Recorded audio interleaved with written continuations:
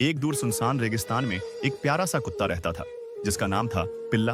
एक दिन पिल्ला को रेगिस्तान के बीच एक सूखा हुआ अमरूद का पेड़ दिखाई दिया। पिल्ला को उस पेड़ पर तरस आया और उसने सोचा कि वह इस पेड़ को हरा भरा करेगा।